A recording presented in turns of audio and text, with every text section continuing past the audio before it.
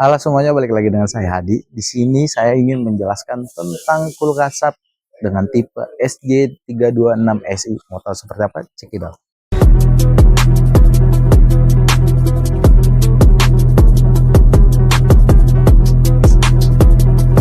Ya, di samping saya sudah ada namanya kulkas SAP dengan tipe SJ326SI. Kulkas ini memiliki kapasitas 256 liter dan memiliki daya 100 watt teman-teman. Nah, keunggulan yang pertama yaitu pada desainnya teman-teman. Desain yang udah flat dan pegangan pintunya itu ada di sebelah sini teman-teman, di samping. Jadi nyaman banget nih untuk buka. Dan dia juga udah dilengkapi dengan namanya tempered glass. Jadi dia desainnya itu sangat menarik dan sangat elegan teman-teman.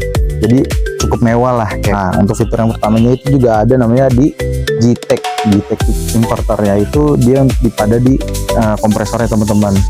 Dan juga cukup hemat dayanya teman-teman, karena sistem inverternya itu jadi konsumsi dayanya tidak terlalu langsung tinggi atau gimana gitu. Jadi dengan sistem inverter dia naiknya bertahap-tahap demi tahap kompresornya teman-teman. Nah, untuk fitur berikutnya itu ada di bagian dalam ya teman-teman. Yuk kita lihat. Nah, untuk bagian atasnya dia sudah terdapat namanya sistem airflow teman-teman. Nah, di sini ada lubang-lubang yang dimana untuk mengalirkan udara dingin dihembuskan dari evap ke kompartemen.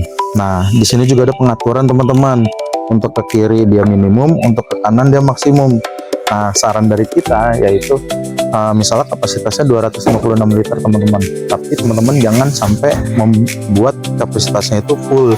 Jadi harus dikasih rongga ya kurang lebih 80%-nya lah teman-teman. Jadi biar sirkulasi udaranya itu tetap terjaga dan makanan tetap fresh gitu ya teman-teman. Dan juga dia udah dilengkapi namanya box ice, yang dimana teman-teman kalau ingin membuat es batu atau apa itu udah ada wadahnya teman-teman, dan juga udah ada cetakannya juga gitu. Mungkin itu aja paling bagian filter yang bagian atas. Lanjut ke bagian bawah. Nah, untuk di bagian bawah kompartemennya itu ada namanya fresh room teman-teman, yang dimana biasanya di bagian sini kotak box ini itu kita bisa menyimpan makanan-makanan yang sekiranya ingin mau langsung dimasak atau apa, kayak daging-dagingan, ikan-ikanan gitu. Biasanya bisa taruh di sini tapi langsung dimasak ya teman-teman. Nah, lanjut, dia juga sudah dilengkapi dengan nano deodoran Ryzen. Nah, nano deodoran Ryzen itu yaitu dia sebagai filter udara yang dimana akan membunuh bakteri teman-teman. Jadi ini apabila seperti saya gini kan buka lama nih teman-teman, ada udara kecampur ke dalam. Nah, dia membunuh bakteri itu, memfilter. Jadi makanan teman-teman akan selalu tetap fresh dan bersih. Lanjut di bagian kompartemen paling bagian bawah, yaitu biasanya untuk menyimpan sayuran teman-teman, sayuran, buah. Nah, di bagian sini nih dia ada juga memiliki wadahnya sendiri. Untuk di bagian pintunya juga dia udah dilengkapi beberapa wadah ya teman-teman, biasanya buat botol dan wadah untuk penaruhan telur. Nah, di bawahnya juga ini ada pengaturan suhu teman-teman.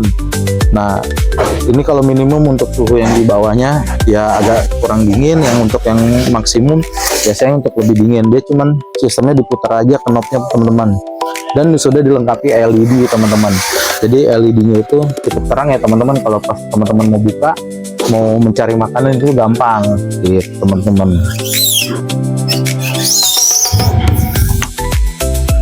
Lanjut di bagian belakang itu ada namanya kompartemen, yang dimana wadahnya itu berfungsi untuk menampung cairan yang ada di dalam nih. Apabila ada makanan atau minuman yang tumpah, dia langsung menampung di bagian belakang. Jadi pesan-pesan untuk para tim teknisi Rabu di luar sana, sebelum mengirim barang ini, kulkas ini terutama kasar, pastikan unitnya itu dicek terlebih dahulu teman-teman di gudang. Ada penyok atau goresan atau apa itu harus dicek dulu di gudang. Nah, setelah dicek pastikan saat membawanya itu keadaan tegak lurus ya teman-teman. Jangan keadaan miring, apalagi sampai dia tertidur, itu nggak boleh karena membahayakan, yang dimana kompresornya itu kan memiliki oli. Nah, olinya itu takut naik ke area evap teman-teman. Jadi harus tetap tegak lurus ya teman-teman. Itu poin yang pertama. Yang kedua, pastikan juga nanti pada saat membawa sampai rumah customer itu dikasih jarak teman-teman. Nah, jaraknya itu menggunakan meteran ini. Nah, jarak sampai sampingnya itu biasanya rata-rata 6 sampai 10 cm teman-teman. Untuk jarak belakangnya itu 10 sampai 15 cm. Kasih jarak ya, karena namanya pendingin itu, namanya kulkas itu kan dia mengeluarkan hawa panas. Nah, harus dikasih jarak agar supaya dapat membuang hawa panasnya itu. Nah, lanjut untuk pengecekannya juga untuk surveinya itu menggunakan water pass. Kenapa dia harus menggunakan water pass? Cari sisi atau bidang yang rata teman-teman. Karena apa? Karena kompresornya juga kan itu berputar ya teman-teman. Nah, itu khawatirnya kalau misalnya ada bidang yang miring atau tidak lurus, itu dapat menyebabkan getaran teman-teman. Jadi kompresor itu tidak dapat bekerja dengan secara optimal ya. Jadi harus diukur nih menggunakan water pass juga.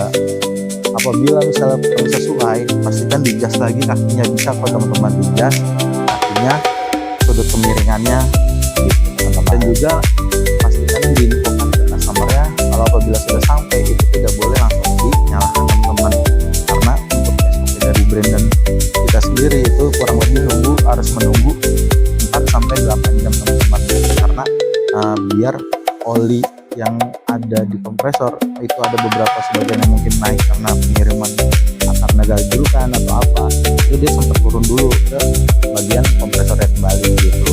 Jadi harus ditunggu dulu ya teman-teman, sampaikan ke customer-nya. Mungkin itu aja video kulkas dari saya, kurang lebihnya saya mohon maaf.